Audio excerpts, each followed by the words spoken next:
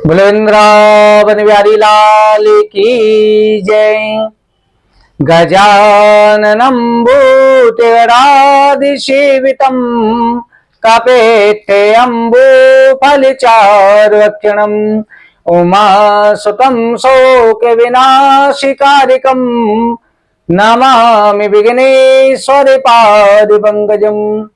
गुरुर्ब्रह्मा गुरुर्विष्णुः गुरुर्देवो महेश्वरः गुरुर्साक्षात् परं ब्रह्म तस्मै श्री गुरुवे नमः। नारायणं नमस्कृत्यं नरं चैव नरोत्तमं देवीं सरस्वतीं व्यासं ततो जयमुदीरयेत्।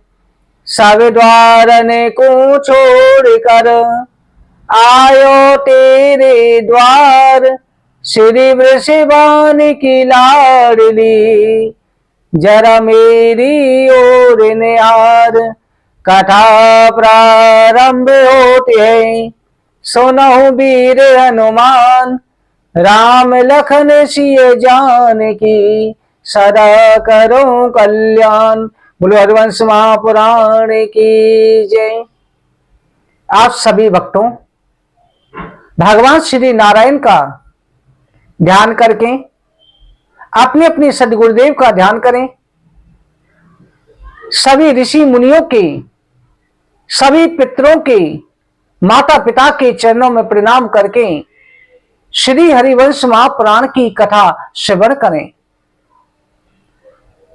भक्तों, श्री सूत जी महाराज से सभी ऋषियों ने प्रार्थना करी थी कि हे भगवान, इस कलयुग में निसंतान दंपतियों को संतान की प्राप्ति कैसे होती है। अगर किसी व्यक्ति के जीवन में पितृदोष हो, पितृदोष को दूर करने के लिए, पारिवारिक कलेशों को दूर करने के लिए क्या करना चाहिए। श्री सूत जी महाराज कहते हैं कि ऋषिवरों, महाराज दशरथ को भी इसी कथा के द्वारा संतान की प्राप्ति हुई थी। महाराज दशरथ ने पहले अपने शांता नाम की कन्या का विवाह दशरथ जी की एक पुत्री थी, जिस पुत्री का विवाह श्रृंगी ऋषि के साथ में किया था। महाराज दशरथ को कोई पुत्र नहीं था। तब महाराज दशरथ ने गुरु वशिष्ठ जी की आज्ञा से श्रृंगी ऋषि के द्वारा पुत्रेष्टि यज्ञ कराया। पुत्रेष्टि यज्ञ में ब्राह्मणों के द्वारा यज्ञ में आहुतियां दी जाती थी, दान पुण्य किया जाता था।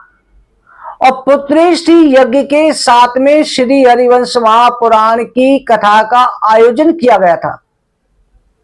सर्वप्रथम महाराज दशरथ ने श्री हरिवंश महापुराण की कथा सुनी थी, जो पुत्रेष्टि यज्ञ के साथ में, जिसे पुत्रेष्टि कथा कहा जाता है, पुत्रेष्टि यज्ञ कहा जाता है। महाराज दशरथ को 4 पुत्रों की प्राप्ति हुई, जो साक्षात परम ब्रह्म नारायण के अवतार थे। इसलिए भक्तों, पुत्रेष्टि यज्ञ कराने की किसी की सामर्थ्य नहीं है। ब्राह्मण के द्वारा घर में अनुष्ठान कराने पर लाखों रुपया खर्च हो जाते हैं, वो सामर्थ्य नहीं है। तो आप इसको केवल घर में, जो हम इसमें विस्तार से डाल रहे हैं, इसको आप भगवान के सामने बैठकर के सुन लेते हैं, तो उसी कथा यज्ञ का फल प्राप्त हो जाता है। आप साधारण विधि से नियम करके श्रद्धा भाव के द्वारा कथा को श्रवण करें।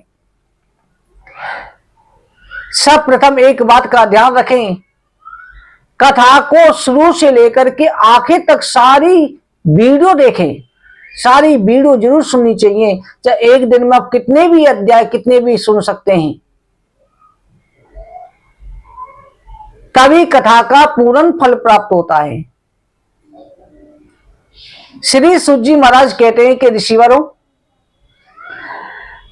नरों में उत्तम नारायण भगवान को नमस्कार करके, देवी सरस्वती को नमस्कार करके, जय शब्द का उच्चारण करके, महर्षि पाराशर के पुत्र व्यासी के कमल मुख से निकली हुई अमृत की समान वाणी को, जिसे सारा संसार कानों के द्वारा पान करता है, अज्ञान से अंधे बने हुए मनुष्यों के नेत्रों को ज्ञानांजन प्रदान करने वाला ये ग्रंथ है, जिसने विश्वव्यापक ब्रह्म पद को लिख दिया है, ऐसे गुरु को भी नमस्कार करते हैं। इसी कथा को श्री सूत जी महाराज कहते हैं, ऋषिवरों, राजा जनमेजय ने वैशंपायन मुनि से पूछा था। महाराज जनमेजय का वैशंपायन का संवाद किस प्रकार से हुआ, ये भी जो है सौनक 88,000 ऋषि व्यासी से और श्री सूत जी महाराज से प्रश्न करते हैं। श्री सूत जी महाराज व्यास गद्दी पर बैठ करके ऋषिवरों से कहने लगे, ऋषिवरों, जिस समय पर पांडवों ने अपने पुत्र, जो अभिमन्यु का पुत्र परीक्षित था, परीक्षित को राजगद्दी दे दी, पांचों पांडव हिमालय प्रस्थान कर गए। महाराज परीक्षित बहुत बड़े चक्रवर्ती सम्राट हुए। महाराज परीक्षित के राज्य में किसी भी प्रकार का अधर्म प्रवेश नहीं था। एक दिन महाराज परीक्षित अपनी चतुरंगनी सेना के साथ संसार का भ्रमण करने निकलते हैं। महाराज परीक्षित ने देखा कि संपूर्ण संसार में उनके अधीन सारे राज्य आते थे। सप्तद्वीप में हर जगह पर धर्म का अनुष्ठान हो रहा है, परंतु कलयुग का आखिरी चरण चल रहा था, कलयुग का बोलबाला था। महाराज परीक्षित भ्रमण करते हुए अपने राज्य को वापस आ रहे थे। गंगा जी के किनारे महाराज परीक्षित ने उसी समय देखा कि एक चांडाल जो है गाय और बैल को मार रहा है। गाय उस समय पर बहुत दुबली पतली कमजोर है, बैल एक पैर से खड़ा हुआ है। महाराज परीक्षित को क्रोध आया। महाराज परीक्षित ने अपने धनुष बाण उठा लिए। अरे दुष्ट राजा परीक्षित, जो पांडवों का वंशज है, ऐसे राजा परीक्षित के राज्य में तो गौ माता को सताने वाला दुष्ट कौन है? इस निर्जीव, इस निर्बल बैल को सताने वाला कौन है? अभी तुझे मैं मृत्यु दंड दूंगा। जैसे ही कलयुग ने राजा परीक्षित को देखा, चरणों में गिर गया, कहा महाराज मुझे क्षमा कर दें। उसी समय गौ माता और वृषभ से जब राजा परीक्षित ने पूछा, तब गौ माता ने कहा कि मैं पृथ्वी हूं। भगवान श्री कृष्ण के जाने से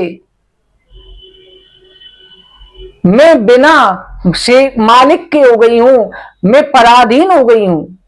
वृषभ ने कहा कि मैं धर्म हूं, मेरे 3 पैर इस दुष्ट ने काट दिए हैं। राजा परीक्षित ने कहा चिंता ना करो, मैं अभी तुम्हारे इस शत्रु का वध किए देता हूं। राजा परीक्षित ने जैसे ही उसे मारने के लिए तलवार निकाली, श्री सूत जी महाराज कहते हैं ऋषिवरों, कलयुग दौड़ करके राजा परीक्षित के चरणों में गिर गया। इस संसार में केवल राजा परीक्षित ही ऐसे हुए हैं जिन्होंने कलयुग को अपने चरणों में गिरा दिया है, युग को झुका दिया। ये क्या है भक्तों? ये केवल भक्ति की महिमा है, कर्म का फल है। राजा परीक्षित के चरणों में गिर के कलयुग कहता है स्वामी मेरा भी समय भगवान ने दिया है, विधाता ने मेरी रचना करी है, मेरा समय है। राजा परीक्षित कहते हैं तू शरण में आ गया है तो मेरे राज्य से निकल जा। जब कलयुग विलाप करने लगा तब राजा परीक्षित ने कहा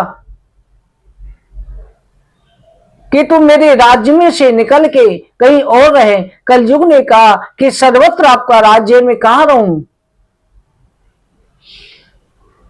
राजा परीक्षित ने कहा कि तुम जहां पर वैश्यागमन होता है, चोरी होती है, शराब पी जाती है, जुआ खेला जाता है, बड़ों का अपमान किया जाता है, घर में कलेश होता है, जहां संत ब्राह्मणों का सम्मान नहीं होता, ऐसी जगह पर जाकर के रहे।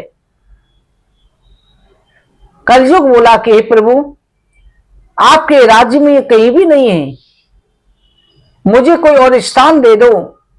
तो राजा परीक्षित ने उसे सोना दे दिया और कहा कि मैं तुझे जीवन दान दे रहा हूं, अपना कोई गुण तो बता। तब कलयुग ने कहा कि भगवान, और युगों में जो हजारों वर्ष तक तपस्या करने से फल प्राप्त होता था, मेरे समय में केवल कलौ केशव कीर्तनाथ, केवल परमात्मा का कीर्तन करने से, भगवान की कथा सुनने से प्राप्त हो जाता है। इतना कह करके कलयुग अदृश्य रूप से राजा परीक्षित के मुकुट में छिप गया। इधर राजा परीक्षित ने धर्म को चारों पैरों से संपूर्ण किया। आगे आए, राजा परीक्षित को प्यास लगी हुई थी। राजा परीक्षित जो है प्यास के मारे एक ऋषि के आश्रम पर गए, ऋषिवर को प्रणाम किया, कदम मुनि को प्रणाम किया। उस समय ऋषि समाधि में लीन थे। तो राजा परीक्षित ने उस कलयुग की दुष्ट बुद्धि के कारण, कि कलयुग मुकुट में विराजमान हो गया था, राजा परीक्षित ने जो मुकुट धारण किया हुआ था, मरे हुए सर्प को डाल दिया। ऋषि वर के पुत्र ने श्राप दे दिया, किसी तक्षक नाग के द्वारा राजा परीक्षित को 7वें दिन मृत्यु को प्राप्त होना पड़ेगा, तक्षक नाग डस लेगा। राजा परीक्षित ने मुकुट उतारा, तब उसे सद्बुद्धि प्राप्त हुई। इसके बाद राजा परीक्षित गंगा जी किनारे चले गए, जब सुखदेव जी महाराज ने 7 दिन तक श्रीमद् भागवत कथा का वर्णन करके राजा परीक्षित को परम पद प्राप्त कराया। भक्तों, जैसे ये वचन महाराज परीक्षित के गोलोक धाम गमन के बाद में उनके पुत्र जन्मेजय को पता लगे, जन्मेजय ने सर्प यज्ञ किया। सर्प यज्ञ के द्वारा महाराज जन्मेजय ने असंख्य सर्पों को आहुति में भस्म कर दिया। तक्षक नाग की वहां पर स्वयं बृहस्पति देव ने और इसके साथ में देवदारू के पुत्र अग्निप ऋषि ने आकर की रक्षा करी। फिर वहीं पर वैशंपा ऋषि भी आए हुए थे। कहा राजन, तुमने सर्प यज्ञ करके वंश वृद्धि में रोक लगा ली है। सर्प यज्ञ करने से तुम्हारे कुल में वंश वृद्धि नहीं होगी, क्योंकि जिसकी कुंडली में श्रापित योग होता है, काल सर्प योग होता है, सर्प योग होता है, उसके वंश वृद्धि में रुकावटें आती हैं। महाराज जन्मेजय को वैशंपा ऋषि ने महाभारत भी सुनाया। इसके बाद में राजा जन्मेजय ने वैशंपा ऋषि से प्रश्न किया कि हे गुरुवर, आपने महाभारत की कथा मुझे विस्तार से सुनाई, विस्तार से आपने महाभारत की कथा सुनाई है, अब कृपा करके हरिवंश पुराण की कथा सुनाने की कृपा करें, जिससे मेरे सारे दोष नष्ट हो जाएं। जिस कथा के सुनने से दशरथ जी को पुत्रों की प्राप्ति हुई, उस कथा का मुझे श्रवण कराएं। वैशंपायन जी कहते हैं कि हे राजन, शब्द में ही ब्रह्म रहता है। ओम शब्द ब्रह्म का रूप है। शब्दों का ज्ञान करने से ब्रह्म का ज्ञान होता है। हरिवंश पुराण के सुनने से इन सब का ज्ञान हो जाता है। शरीर, मन तथा वाणी तीनों से उत्पन्न हुए पाप हरिवंश पुराण के सुनने से नष्ट हो जाते हैं। जैसे सूर्य के निकलने से अंधकार का नाश होता है, वही फल हरिवंश पुराण के सुनने से जो निसंतान रूपी अंधेरा आपके जीवन में है, या जिनको पुत्री हो रही है, पुत्र की प्राप्ति नहीं हो रही, वो अंधेरा दूर हो जाता है, मनोकामना पूरी हो जाती है। इस हरिवंश पुराण को जम्बू द्वीप में सुनकर के स्त्री पुरुष परम पद वैष्णव पद को प्राप्त होते हैं। वंश वृद्धि के साथ साथ अगर प्राणी अर्थ धर्म काम मोक्ष की प्राप्ति के लिए भी इस कथा का श्रवण करता है। भक्तों, अगर आपकी इच्छा है कि अर्थ धर्म काम मोक्ष की प्राप्ति हो तो इस कथा को अवश्य श्रवण करना चाहिए। वैवाहिक सुख में कमी आ रही है, घर में कलेश होता है, कोई बीमार रहता है, नौकरी व्यापार में परेशानी है, पितृदोष है, कुंडली के दोष हैं, वो सभी दोष हरिवंश पुराण की कथा सुनने मात्र से दूर हो जाते हैं। हमेशा इस कथा को सुनते रहना चाहिए। इस कलयुग में कथा को सुनाने वाले बड़े ही दुर्लभ होते हैं। बड़ी ही दुर्बलता से हरिवंश पुराण की कथा श्रवण करने को प्राप्त होती है। हे ऋषिवरों, इस कलयुग में ऐसे मनुष्य भी होते हैं कि जिनको कोई ना कोई कामना अवश्य रहती है,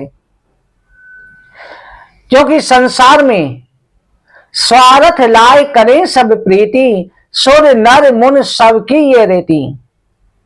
बिना स्वार्थ के कोई भी कार्य नहीं किया जाता। भगवान की पूजा भी करते हैं तो कोई ना कोई कामना अवश्य रहती है।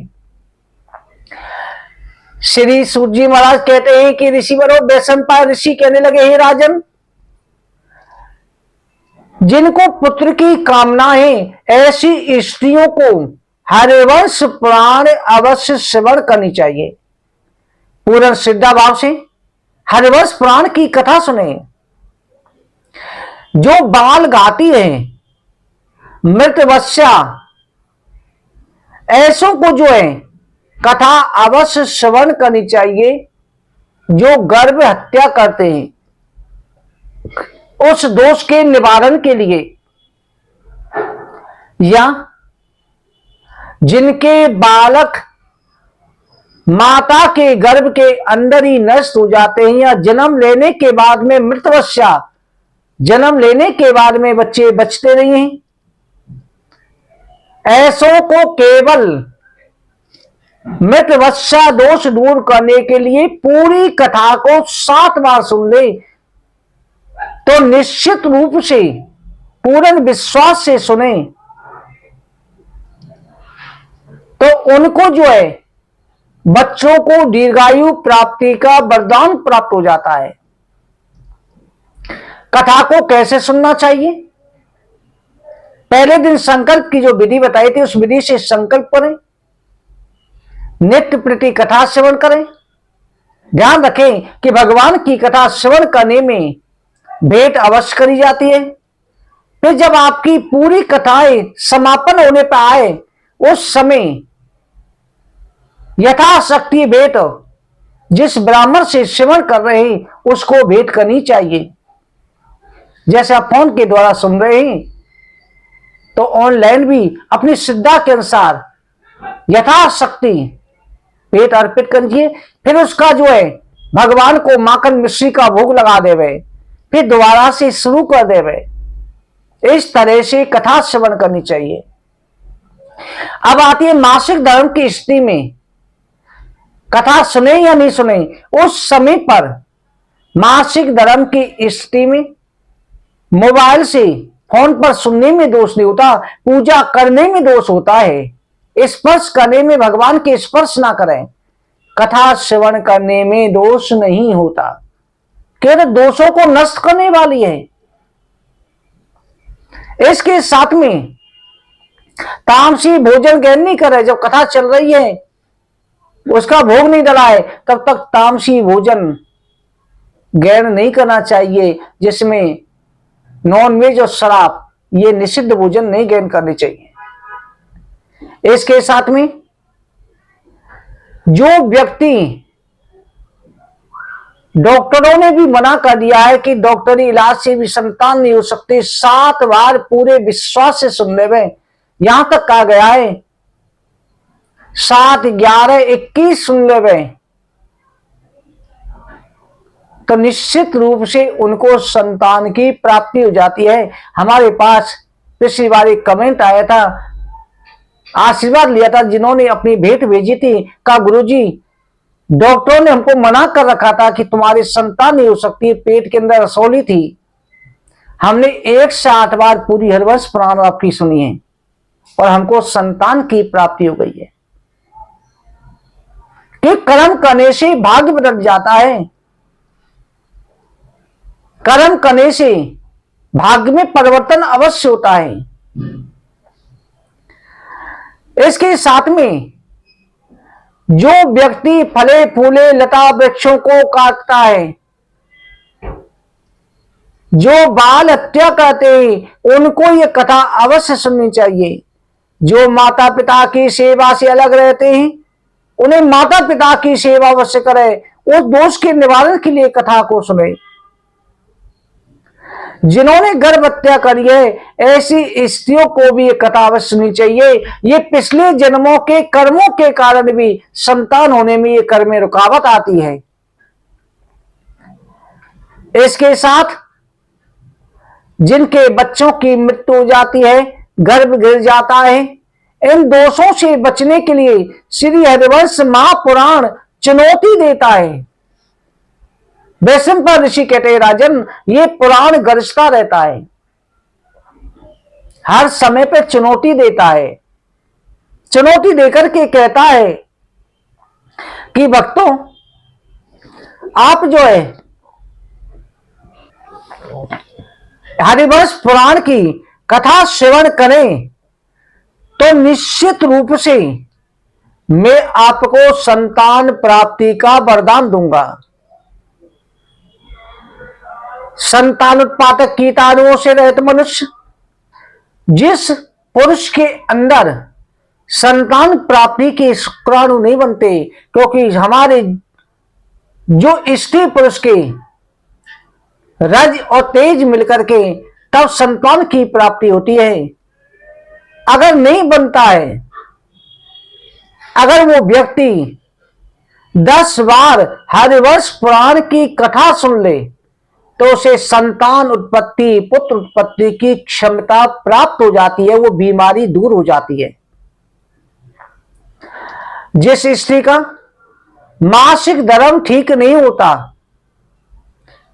उस स्त्री को पूरी कथा 10 बार सुन लेनी चाहिए। 10 बार सुनने से मासिक धर्म ठीक हो जाता है। जिसके बच्चे मृत्यु को प्राप्त हो जाते हैं, उन्हें पूरी कथा 7 बार सुन लेनी चाहिए। बार बार गर्भ गिरता है तो 5 बार जरूर सुने। और जो काकबंध्या है, जैसे एक संतान हो, काकबंध्या और मृतवंश्या। काकबंध्या होती है कि एक संतान के बाद में कोई संतान ही नहीं होती, ना पुत्र होता ना पुत्री होती। एक होती है बंध्या, जिसके कोई संतान नहीं होती। एक होती है मृतवंश्या, जिसकी संतान होती है और बचती नहीं है। 3 प्रकार की स्त्रियां होती हैं। तीनों प्रकार की स्त्रियां या जिन्हें केवल कन्या प्राप्त होती है, पुत्र प्राप्ति नहीं होती, तो वो केवल 7 बार पूरी कथा सुन ले में। और गर्भ धारण के बाद में भी कथा सुनते रहना चाहिए, कि पहले सुनने से तो उनको प्राप्ति हो जाती है और बाद में सुनने से संतान में सद्गुण आते हैं, दीर्घायु होती है, जो बाद में भी सुनते रहे। गर्भधारण के बाद में अगर कोई सुन रहा है तो उनकी संतान दीर्घायु होगी, संतान में सद्गुण आएंगे, अच्छे व्यवहार करने वाली होगी, अच्छे समय पर उस बच्चे का जन्म होगा, उस बच्चे की कुंडली के सारे दोष नष्ट हो जाते हैं, जो गर्भधारण के बाद में भी लगातार 10वें महीने तक सुनती हैं। और गर्भधारण से पहले 7 बार तो कम से कम जरूर सुन लेनी चाहिए। और जिसको केवल पुत्र होते हैं, पुत्री नहीं होती, दोनों संतान देने वाली है, पुत्र और पुत्री, पुत्र होते हैं पुत्री नहीं होती, वो 3 बार सुनने से उसे पुत्री का वरदान मिल जाता है। जिनके विवाह में रुकावट है, व्यापार नौकरी में रुकावट है, उन्हें 3 बार सुनने मात्र से, संकल्प करके विधि से सुने तो उनकी वो रुकावटें दूर हो जाती है। पितृदोष के लिए इसे 7 बार या 10 बार सुन लेना चाहिए। एक बार से सर्प दोष नष्ट हो जाता है। इसके साथ अर्थ के से सुनना उत्तम होता है। केवल कथा सुनना और पढ़ना, इसका भेद क्या है? तब वैशंपायन जी कहते हैं, जैसे खुद कथा का पाठ करते हैं, जैसे भक्तों खुद पाठ करते हैं, तो खुद पाठ करने वाले को बहुत सारे नियम लेने पड़ते हैं, जिनमें नियम में त्रुटि होने पर क्षमा नहीं होती। अगर ब्राह्मण के द्वारा कथा श्रवण कर रहे हैं, चाहे आप ऑनलाइन सुन रहे हैं, चाहे ब्राह्मण से जाकर के सुन रहे हैं, चाहे उससे फोन के माध्यम से सुन रहे हैं, तो उसमें आपकी सारी गलतियां, जैसे छोटी मोटी गलतियां हो जाती है, वो गलतियां माफ हो जाती है। केवल तामसी भोजन ग्रहण नहीं करना चाहिए, उन गलतियों की क्षमा याचना हो जाती है। इसके साथ में इस हरिवंश पुराण को 7 दिन में, 9 दिन में, 21 दिन में, 25 दिन में, 1 महीने में या 3 महीने में, त्रैमासिक में इसे पूरी कर लेना चाहिए। इसमें जो है 31 दिन के पाठ यज्ञ को बंध्या दोष विनाशक कहा गया है।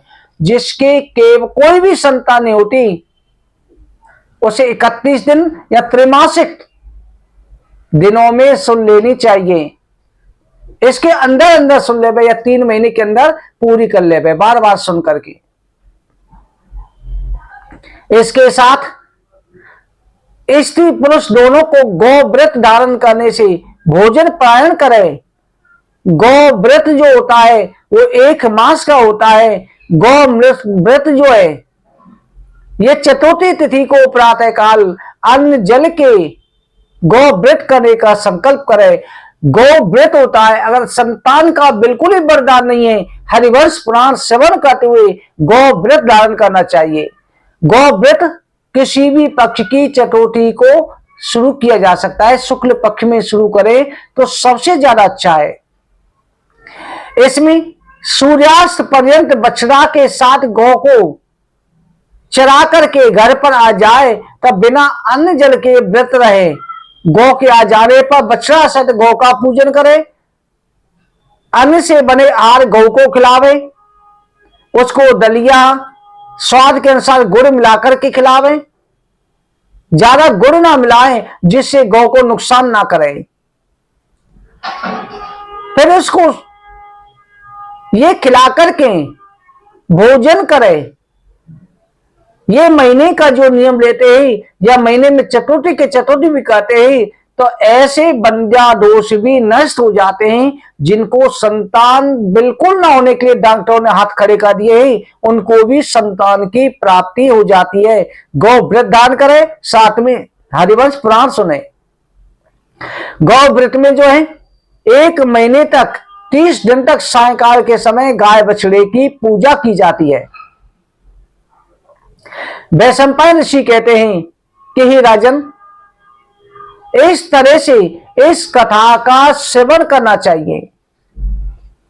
इस कथा की विधि में इसके साथ वैशंपायन जी ने खुद ही कहा है, पुष्पा काक बंदा चा बंदा याचा मृतार्विका इस गर्भाचय नारी तथा श्रव्या प्रयत्नता।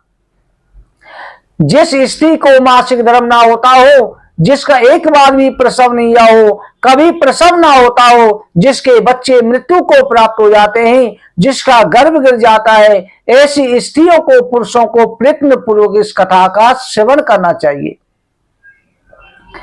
इसके साथ में इसके श्रवण करने से सारे दोष नष्ट हो जाते हैं।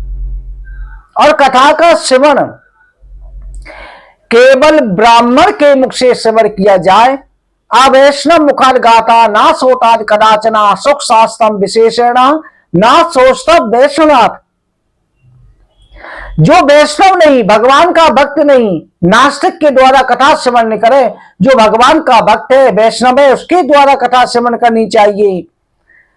वैष्णवो तथा वेद्योचा विष्णु मुख मुच्यते ब्राह्मणोच्च मुखामेति सते ब्राह्मण एव सा। ब्राह्मण के अलावा जो ब्राह्मण वैष्णव है, यानी कि हर एक ब्राह्मण से जो वैष्णव है, परमात्मा का परम भक्त है, जो सदाचारी है, सद्गुण संपन्न है, ऐसे ब्राह्मण के द्वारा कथा श्रवण करें। उसी ब्राह्मण को गुरु मान करके गुरु दक्षिणा भेंट करें।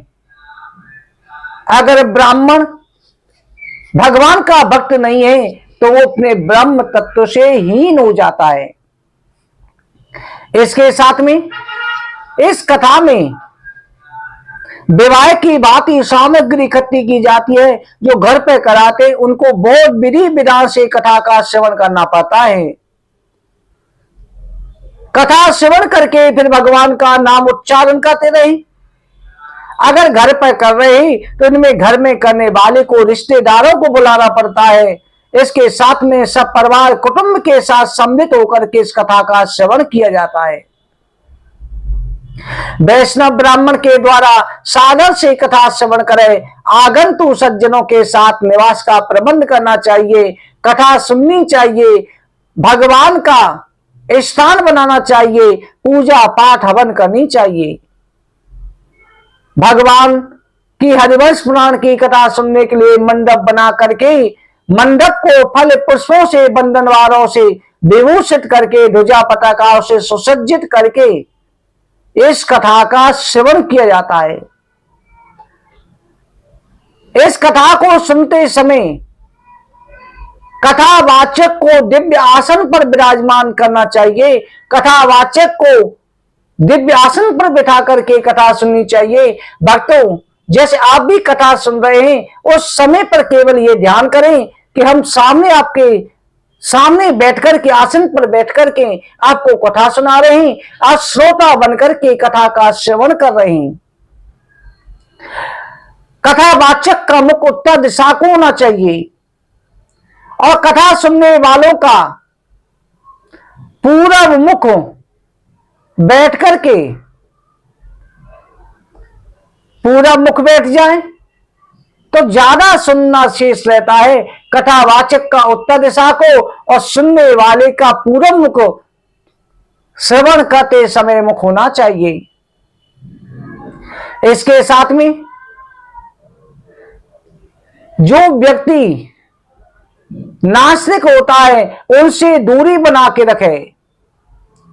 सूर्य उदय से पहले स्नान करें, नित्य प्रति तुलसी में दीपक जलाए, सूर्य को अर्घ्य दे, ब्राह्मण को भेंट अर्पित करे, भगवान को भोग लगावे, माखन मिश्री का भोग लगाए तो बहुत अच्छा रहता है। अन्यथा इसके साथ में आप दूध का भी भोग लगा सकते हैं। अपनी श्रद्धा के अनुसार भगवान को भेंट अर्पित करें। भगवान को मोर पंख भी अर्पित करनी चाहिए कथा श्रवण करने में। गणेश जी का ध्यान करके संकल्प करना चाहिए। संकल्प में जो है भगवान के सामने संकल्प करें, जिस प्रकार से कल वीडियो में कराया था। भगवान से प्रार्थना करें, गणेश नवग्रह आदि देवताओं का ध्यान करें, प्रार्थना करें कि हे प्रभु, जन्म जन्म में पाप संचय के द्वारा उपस्थित हुई संतान बाधा को नाश करके संतान उत्पत्ति के लिए जो आपकी इच्छा है उस इच्छा को बोले। मेरी संतान 100 वर्षों तक सकुशल जीवित रहे। संतान भी जैसे आप संकल्प करते हो तो यही मत रखो कि मैं संतान हो जाए, पुत्र हो जाए, पुत्र, इसके साथ ये भी रखो कि हमारी हो तो 100 वर्षों तक जीवित रहे, सद्गुण संपन्न हो, पिता ऋण से मुक्त करने वाली हो, सुपात्र संतान हो, जो आपका नाम रोशन करने वाली हो। प्रभु आपके गुण होने चाहिए, इस प्रकार से प्रार्थना करें। तो इसके साथ में ब्राह्मण को, कथावाचक को, व्यासी का पूजन करें, अपने अनुसार भेंट द्रव्य दक्षिणा अर्पित करें। जो द्रव्य दक्षिणा इस प्रकार से अर्पित करें जैसे कहा जाता है, जिसमें ब्राह्मण को सुपारी, पुष्प, दक्षिणा, धोती, दुपट्टा, चौबंदी, पगड़ी, स्वर्ण अंगूठी, कुंडल, जैसी इच्छा हो संकल्प करें। व्यास जी के हाथ से कलावा बनवावे, रक्षा सूत्र बनवावे। व्यास जी को जो तिलक करना चाहिए, आप अपने मानसिक पूजा से उनको नमस्कार करके तिलक कर दें। हरिवंश महापुराण को नमस्कार करें, पूजन करें, व्यास जी और पुराण को पूजन करें, प्रार्थना करें कि हे भगवान, आप हमारे लिए व्यास जी के रूप में ब्रह्मा विष्णु महेश हैं, आप देवताओं के स्वरूप हैं, शास्त्रों के मर्मज्ञ हैं, पूजनीय हैं,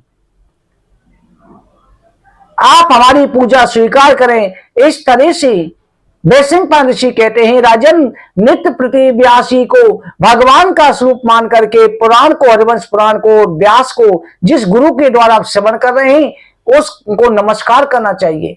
जैसा फोन के माध्यम से कर रहे हैं तो वहीं से नमस्कार कर ले। एकाग्रचित होकर के हरिवंश पुराण की कथा सुने।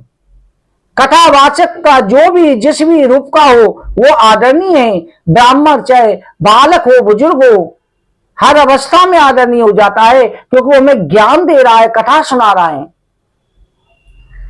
उसके मुख से उच्चारित किए हुए ज्ञान प्रकाशक शब्द श्रोता के लिए कल्याणकारी होते हैं, उसकी मनोकामनाओं को पूरा कर देते हैं। सुकर्म के इच्छुक सुख के लिए व्यासी की पूजा करें। पुराण वाचने वाले की वाणी को कामधेनु के समान मधुर समझे, क्योंकि गुरु है और गुरु जो भी आज्ञा दे रहा है उसे श्रद्धा भाव से श्रवण करें, तो वो व्यक्ति सभी प्रकार की मनोकामनाओं को प्राप्त कर लेता है। कथा सुनने वाले को कथा समाप्त हो जाए उसके बाद भी धूर्त, दुष्कर्मी, कुटिल ऐसे व्यक्तियों को अपने वार्तालाप में सम्मिलित नहीं करना चाहिए। उनसे बातचीत भी नहीं करे, बात कर रहे तो उनसे दूरी बनाए रखे। अगर ऐसे दोस्तों का मुख भी दिख जाए तो सूर्य को नमस्कार करें, सज्जनों को नमस्कार करें, भगवान लक्ष्मी नारायण का पूजन करें, बाल मुकुंद का पूजन करें। इस प्रकार से जो कथा श्रवण करेंगे उनके सभी प्रकार के पाप नष्ट हो जाते हैं।